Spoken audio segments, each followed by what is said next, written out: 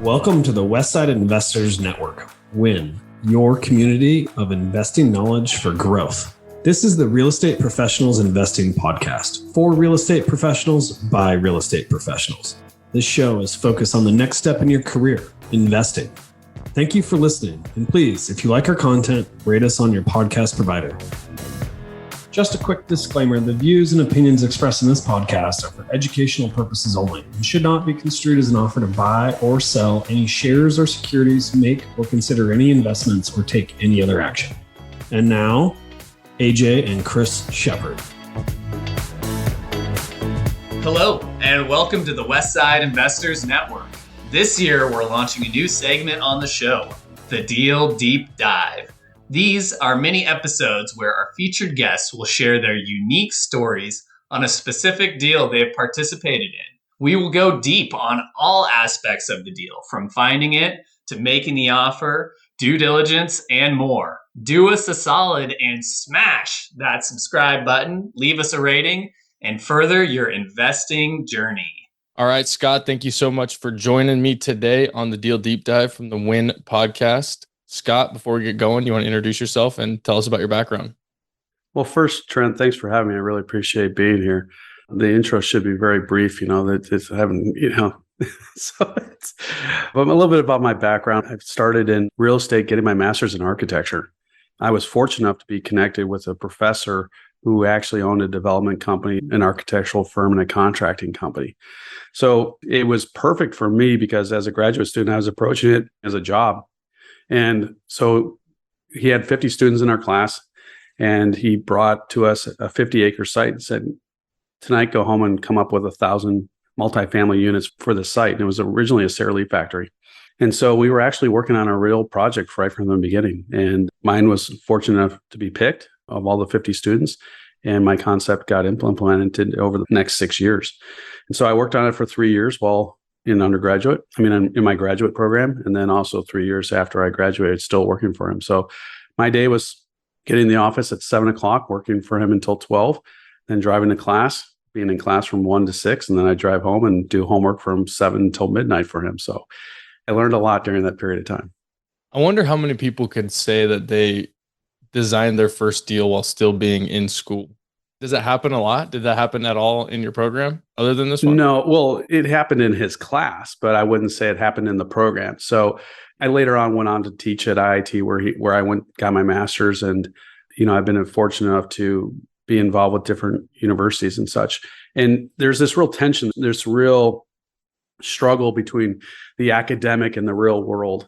And I don't think there's too many schools that really blend them. Another one that I think does a fantastic job is High Point University, which is where my second mentor is now the president.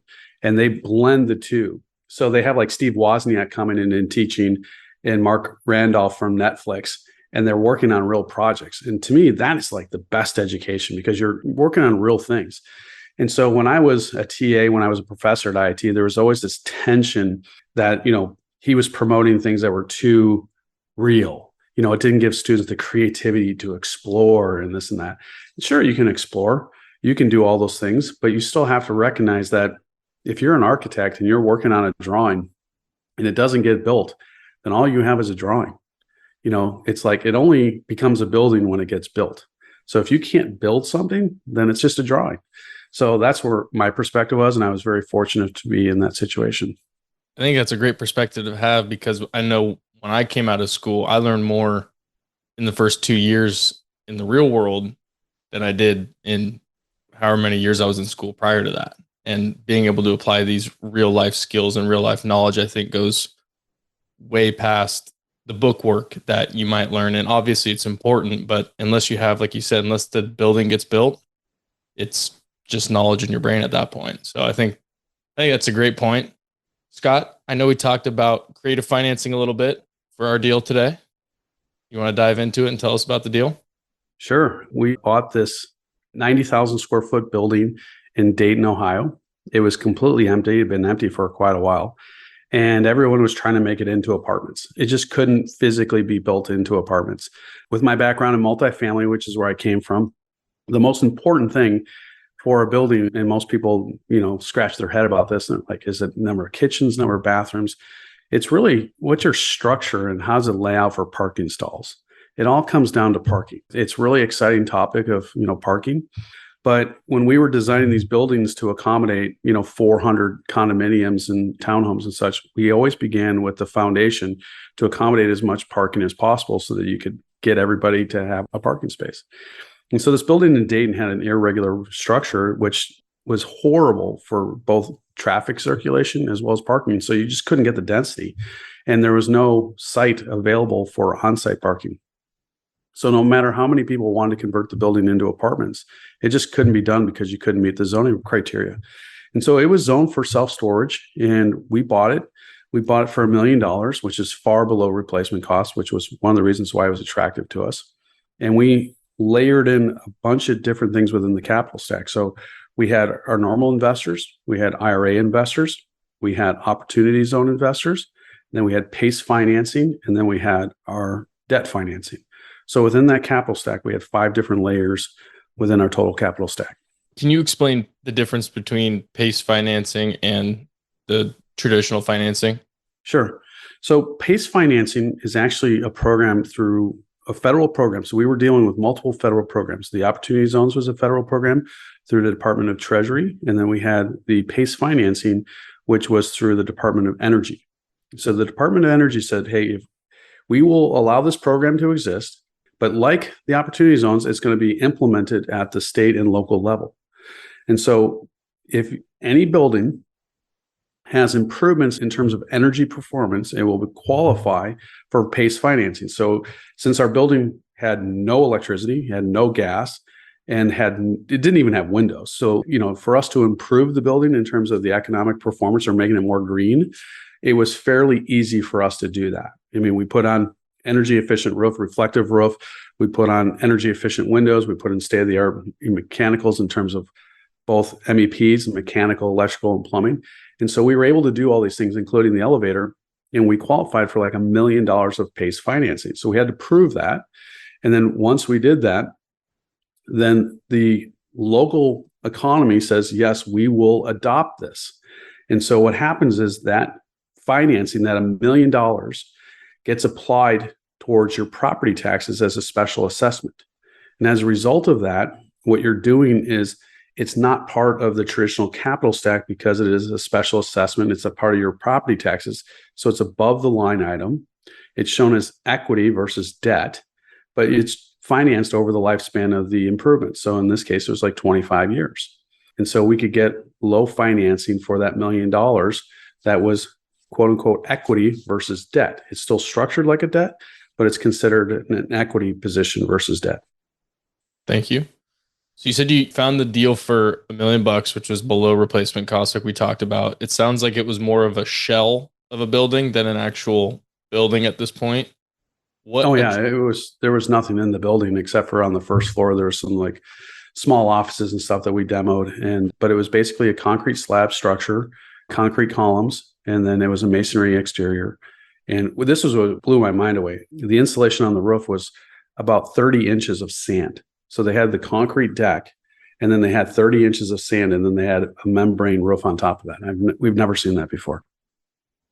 I've never even heard of that. What attracted you to this shell of a building? Because it sounds like it was a curveball for a lot of people prior to you guys getting it. I mean, that's the beauty of self-storage. So there was multiple things that attracted us. One, we talked about replacement cost. Two, it met the size criteria. It was about 90,000 square feet. Three, it was zoned for self-storage. It was zoned for warehouse industrial.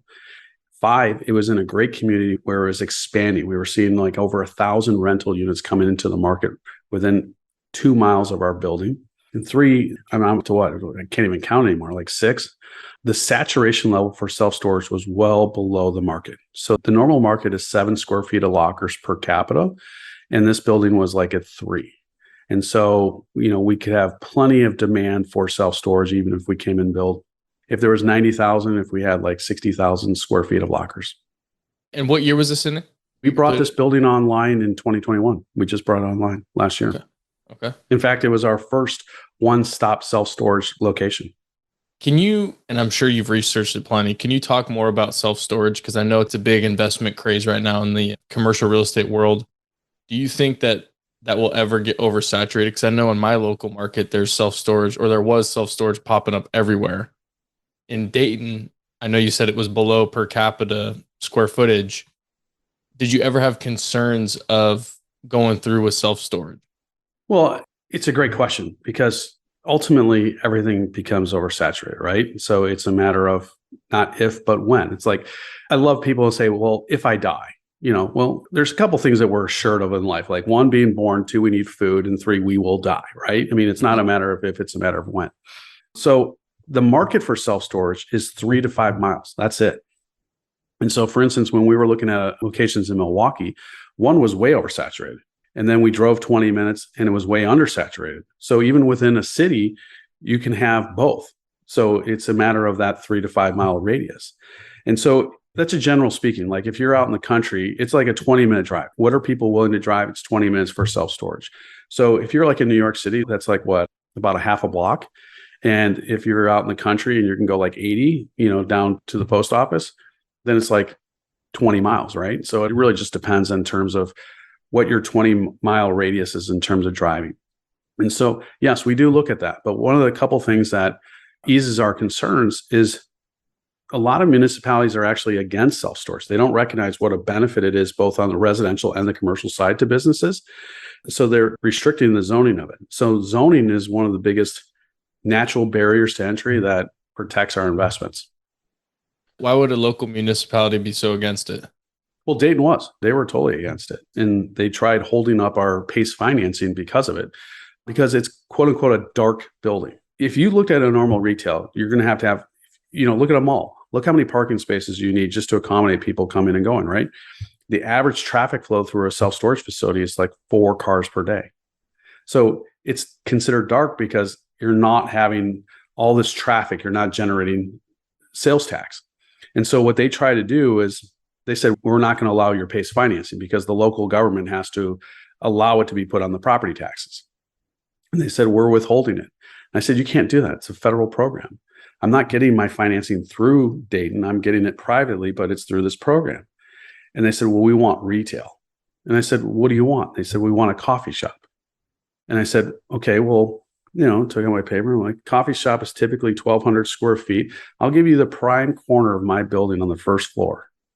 But it has to rent for $15 a square foot, triple net lease. And I will market it for a year. And if it doesn't lease up in a year, then I'm going to convert it back over to self-storage.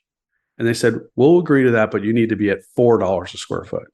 I'm like, if it's so much in demand, why do I have to discount it by $11 a square foot? That doesn't make any sense.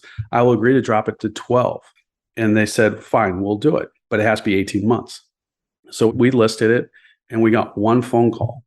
And I told my broker, I said, do not negotiate. Just list it right at $12 because that the way they can't say that I was trying to negotiate too hard or anything. It was $12 a square foot. And we got one phone call during that period of time because no one else, no retail could compete at $12 a square foot. And I was like, so why should I be discounting it if it's in such demand if the market's not there? And so we're now converting that prime corner into self-storage. So the building is 100% self-storage, no other retail or other commercial space other than probably an office? Yeah, we have an office. We have a retail office on the first floor. Okay. And how long do you anticipate, or let me backtrack for a second. Are you still building it out? No, it's built out. And so we're all self-storage there. And then how long do you anticipate for it to be fully occupied if it's not already? So lease up is exactly like similar to multifamily. It's, the national average is 3% per month, but we projected 2.5 years to lease this up. Okay. And then what's the hold time that you forecasted originally? We said 3 to 5 years is our hold. Then you sell after that or refinance into different financing? Both. We can refinance it or we can sell. So our global perspective is that we're building this portfolio of 10 different self-storage assets across the Midwest area. And we're looking to either sell them individually or as a package to a mid-level REIT. So that's our larger scale exit plan. Okay. And now, here's a word from our sponsor. Get things done while you're on the move. Learn more about working with a virtual assistant through Offsite Professionals. It's a great way to get all the things done that you need to get done. Have freedom in your time and streamline your life by automating your business. Stop spending time on the tasks that you can delegate and start spending more time on your superpower. Call us today at 503-446-3177 or visit our website at offsiteprofessionals.com. With the current economic climate, has that adjusted any of your numbers from when you initially underwrote the deal? No, I mean, we've been planning for this 100%. When I was first getting into self-storage, I went back and studied how self-storage did in various recessions. And I went back to 1979. And so I looked at the four major recessions. So we had 79 oil, then we had internet, and then we had housing. And then 9/11 was in there as well. So it was internet, 9/11, housing, and then we sort of had it during the pandemic. In every case, self-storage increased its occupancy. There was a slight dip and then an acceleration. And so some people have deemed self-storage recessionary proof. I don't think there's anything proven or proof in real estate. I think it's an ebbs and flow of the market. We already talked about that a little bit. So I deemed it recessionary resistant. It is the most recessionary resistant platform that I've seen in all of real estate. And that's the reason why we're in it. Do you have any theories on why that is? Yeah, it's because ultimately self-storage is the only form of real estate that deals with a problem. Okay. Housing, the problem is we need some place to live, right? But it can be a good thing. It doesn't have to be a negative thing. Self-storage addresses negative things in people's lives. If you think of like commercial or if you think of retail, people are going and spending more because they want to enhance their life or something like that. But self-storage is inherently dealing with a challenge. And those challenges tend to get magnified during recessionary periods of time. There's certain challenges that are not impacted by the economy, but then there's certain challenges that get enhanced by it. So for instance, if you're getting, evicted or you can't pay your mortgage or whatever it may be, and you have to leave, people don't want to give up their stuff. So they put it into self-storage because it's a more economical version. If they are having to move because they can't afford someplace else and they're trying to, overcome that, same thing. If we look at the pandemic, people were now using their homes for gyms. They were using it for classrooms. They were working for home offices. They were doing all these things and they needed more space. So they had to expand. And the only way they could do that was to offload some stuff into self-storage.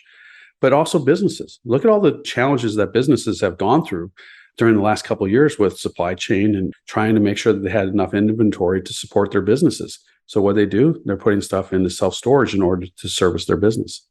So 50% of our customers are businesses and 50% are residents. That's kind of where I thought that question would go, because like you said, you're dealing with a challenge. You're providing a relief for someone that is going through maybe some difficult times. Do you see any of I'm assuming they're called tenants, right? Tenants? We call them clients. Clients. Do you see any of your clients running e-commerce businesses or businesses and kind of using those lockers as warehouse space? Absolutely. That's 50% of our customers are definitely doing that. Okay. So we have everything from contractors to the e-commerce. Absolutely.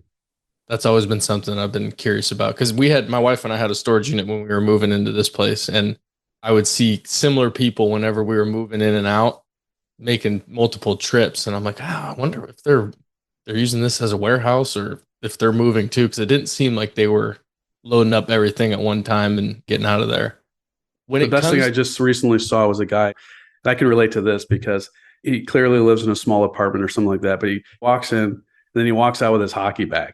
I said to my wife, his wife or girlfriend was not allowing him to have the stinky hockey bag in the apartment anymore. So it's a closet for some people even. It's a closet, right? That's a challenge, right? What do I do with this stinky hockey bag? When it comes to implementing the operational side of a self-storage facility, do you have your own team that goes in and gets it up and running? Do you hire people locally to those markets? How does the operations get going for a place like this? Well, originally we hired a third-party management company, one of the national REITs, and that turned out to be not so good of a decision. And so we created our own branding, and our Dayton was our first store under our own brand, and that's One Stop Self Storage. And so just this month, beginning of October, we converted our last store off that national brand to ours. And we're still, in that first transitionary month, but, we're very excited about one-stop self-storage. Yeah. I mean, you're kind of doing like a vertical integration at that point, right? Absolutely. So now we're developers, we're design, we're build, and now we're doing management. Very cool. I've never really analyzed the self-storage deal before. Most of my stuff is multifamily that I'm looking at. How do cap rates compare, or what are cap rates like when it comes to self-storage? I know there's probably less expenses if I had to guess, but maybe I'm wrong. Well, it's funny. That's a common response that I get from people. Like, I totally get multifamily, but I just don't get self-storage. The way I try to describe it to people is we're all in real estate, right? So I worked on $14 million homes. I worked on $100 million projects, and I worked on $100,000 townhomes and, apartment buildings that rented, or units that rented for, $500-$600 a month. And then we have self-storage that rents for $50, $75, $100 a month. The common reality is we're just dealing with a box, right? The $14 million home had an elevator and had 7-car garage and a pool and all this or this. And a self-storage locker is just the most simplistic version of a box, right? So we're dealing with a box. It's just what goes in the box. So the way I describe it is apartments without toilets. We don't have the tenant issues of someone coming home late on a Friday night after having a really great time and maybe clogging or damaging the toilet, and it overflows and it goes into the tenant down below them and all that sort of stuff. So it's just a much more simplistic version. So instead of being expense ratio of 55% for multifamily, we're within 25 to 35%. So some of our facilities aren't even manned. I shouldn't say manned. We don't have any personnel there. So they're fully 100% online operated.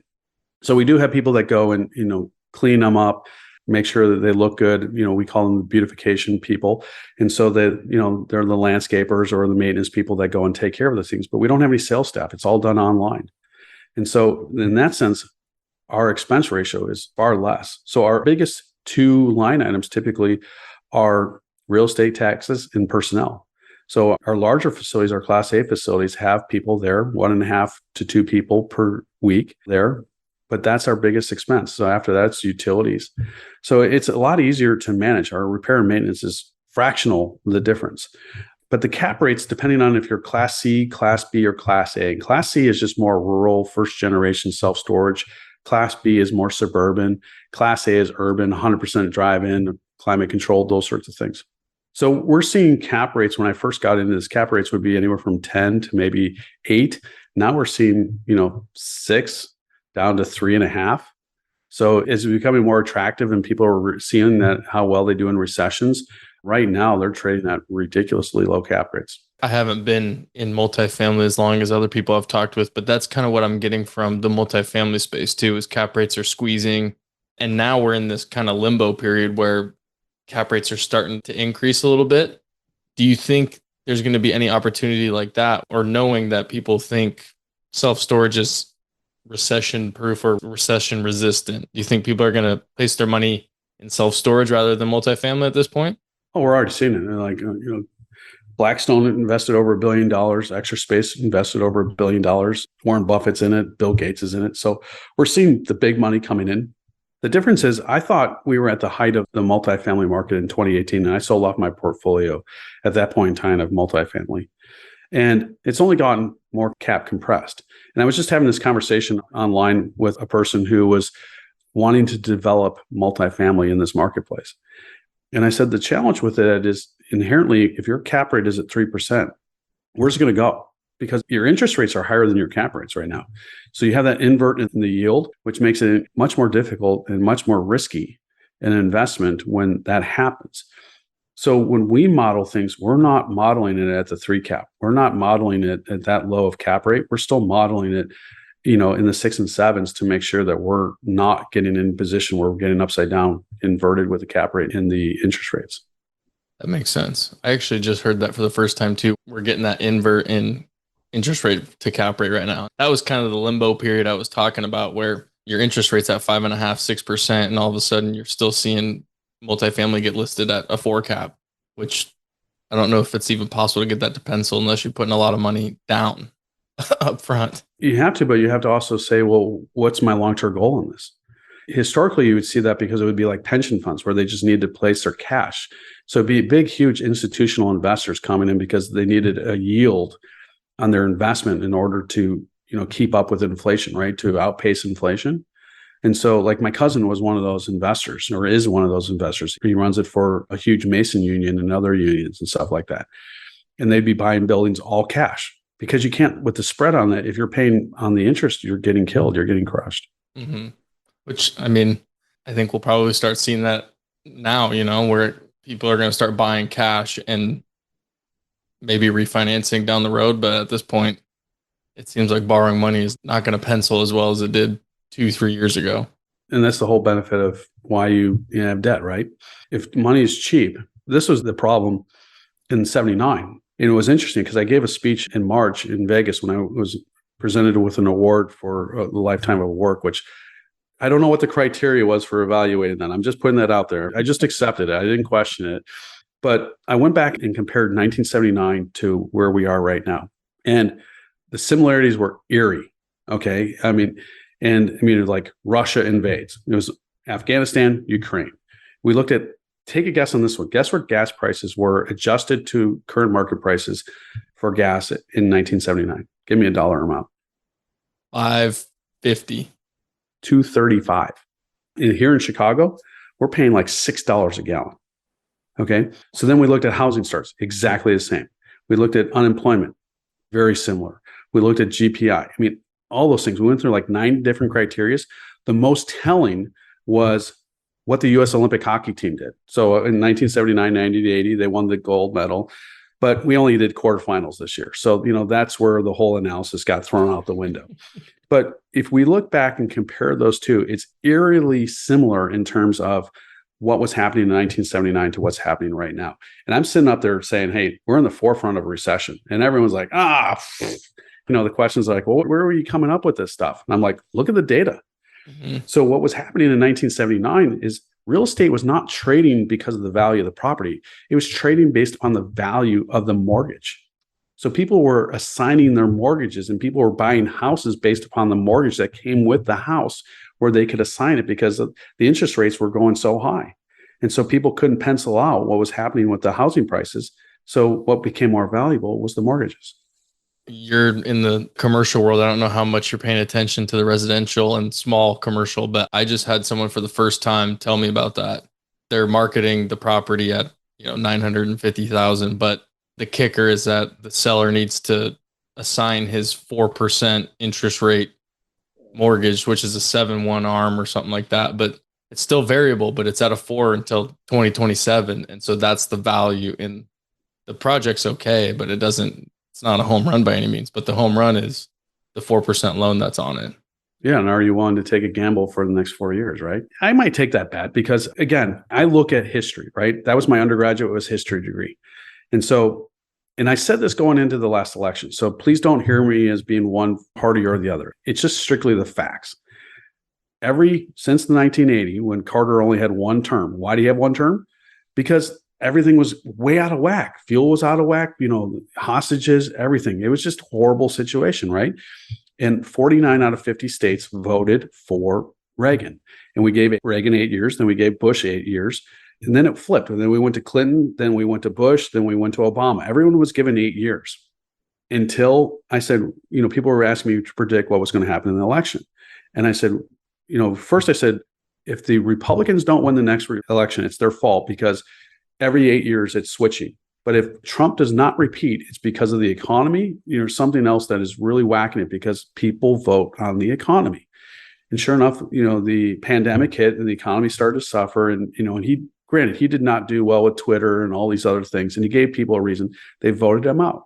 But mark my words, if this economy does not turn, we're in the midterm elections right now. I'm predicting, before the midterms, I've already voted, but I think that the Congress and the House, Congress is going to go back to the other side. And I think unless things turn around, Biden will be out. And then we're going to see a change in the economy. But right now, based upon the fiscal policies that have been implemented, the only thing that the Fed can do is raise interest rates. So your question was, do I pay attention to residential? 100%. Because housing starts as one of the major construction and housing starts is one of the major components of our economy. When Biden was attacking investing with IRAs or 1031s or opportunity zones, which was really funny because that really came from the Obama administration. It's like you are attacking one of the major capstones of our economy. So what's the natural reaction if people are not building, if people are not buying, the economy is going to go down. And so the only thing that the Fed can do right now is raise interest rates. And it seems like there's going to be at least another year or two of that happening. And I did see something today. During recessions, the first kind of fiscal policy changes, they decrease interest rates. Well, they've been doing that for the last however, they've been basically zero. Are you going to see someone increase interest rates for a year and then immediately start dropping them again? What was fortunate was, the inflationary, because there was so much. The difference is you're absolutely right. In a recessionary market, the natural thing is how do we get spending going? We drop interest rates.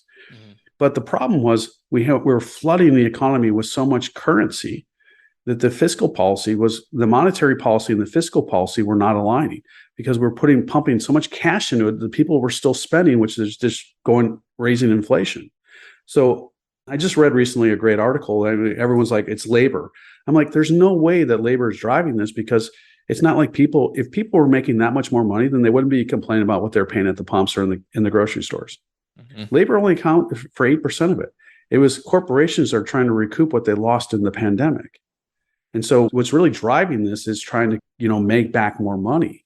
So as a result of that, the only thing that they can do is raise the interest rates. Well, if you raise the interest rate, it's going to slow down the economy. So once the economy begins to slow down, then I think you're going to begin seeing the interest rates drop back again because they're going to need to kickstart the economy again. And that's why I'm predicting a change, because if they don't change the monetary and fiscal policies, it's only going to lead to more problems. This is one I really didn't understand. The way we're going to solve inflation is we're going to have a package to give people more money, which is printing more money, which is causing more inflation. I was like, this is a circular argument, right? We got to stop the spending in order to control, the inflation. Some people might refer to that as a catch-22. Yes. Scott, since we are talking interest rates and details on policies and how you're analyzing certain aspects of the economy, when it came to getting this deal under contract, I know we talked about the different layers of the capital stack. Was there any certain details that you think got you this deal or got your company this deal against someone else? Did you structure the deal a certain way? What kind of terms were involved with getting it under contract and closed? Well, we had to close very quickly. We were given 60 days. So we closed with cash and then we financed it on the backside and then got the construction. But the reason why we got the deal at the price we did was, one, we could close quickly with cash. And two, we didn't have to do entitlements. We didn't have to go through that whole process because it was already zoned for that. So that lent itself very much right for us to go into it. So there was less risk. And so we could we could say, hey, here's our top line. If we don't buy it at this, then it doesn't make sense. We're not moving forward. And so they took it. And so you were able to, going back to the PACE financing and opportunities, all that stuff was after you had already acquired it. Yeah. And that's what actually held up our construction a little bit, because the city was withholding our PACE financing. They withheld it for 2 months. And, I had to fly out to Dayton and meet with the mayor and the mayor's chief executive officer and, negotiate this. So it was constant negotiation, even once we had begun. And it all seems like it's worked out now, which is good. Yeah. What do you see going forward? Do you have any other plans, any other properties or projects that you're working on right now? Yeah, we're actually working on a conversion in Cleveland. We're working on a new construction and an expansion in Michigan. And we're also developing 144,000 square feet in Louisville, Kentucky right now. And we're under construction as well as in Virginia. And we just completed in Maine, and we're preparing plans in Florida. So you might hit your 10 sooner than later then. That's the goal. One last question for you, just because you mentioned another Ohio city. Have you looked at Columbus at all? Yeah, that's my absolutely. first question. Yep, it's way saturated. We couldn't find a spot that didn't have the saturation. I was curious because we have Intel out here in Oregon, and they just put like $50 billion or something crazy into Columbus because they're building something huge out there. Yeah, Columbus has been exploding for a long time. And, the wholesalers are like, oh, this is how you make a career. And I'm like, The wholesaling is only because of the influx in that market. It's not it's not something that you're going to see for a long period of time, but it's been growing quite steadily for a long period of time. Okay, I lied. I have one more question.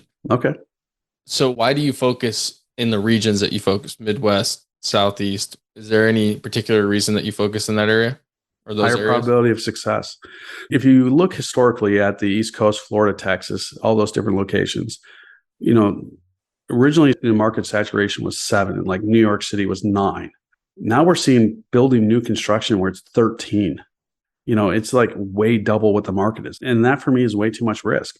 So we're looking at what's considered like the flyover states, where we know that there's going to be market demand, where there's growth, but we don't have the competition. So, again, I just study the markets. I studied history, and I'm like, I've seen what happens when people are massively building in an overstimulated economy in terms of like housing. Like when we were doing housing, people were, I was in a market where I paid $1.5 million to buy a house, to tear it down, to build a $3.5 million home. Okay. And people were paying $50,000, $60,000, $100,000 over asking price. And the asking price was just astronomical.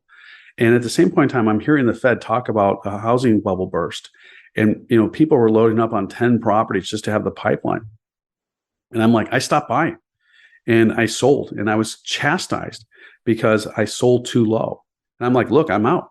And then, 2 months later, the housing market crashed and people were sitting on 10, 20 properties that they bought which were tear down conditions, which they couldn't sell it or even rented it.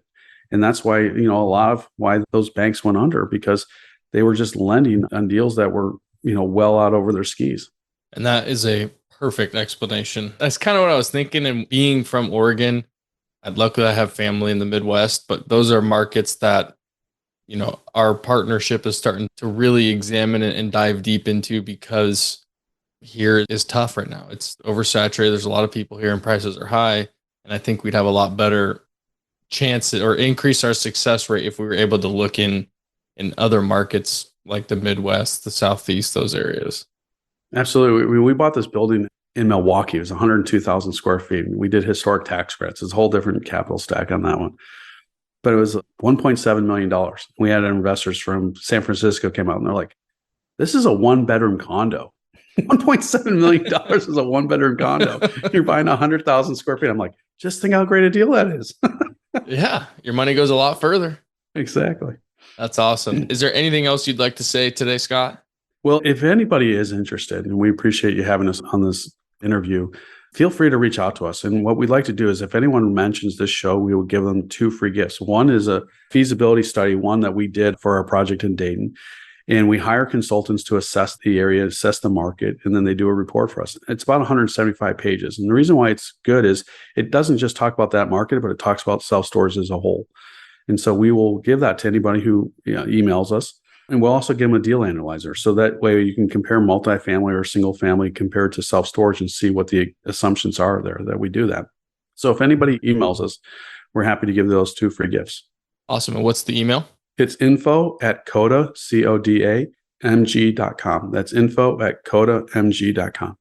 And we'll make sure we link that in the description and show notes as well. Scott, thank you so much for your time today. I appreciate you joining me. And it was a great conversation. I know I learned plenty about self-storage, and I'm sure other people will too.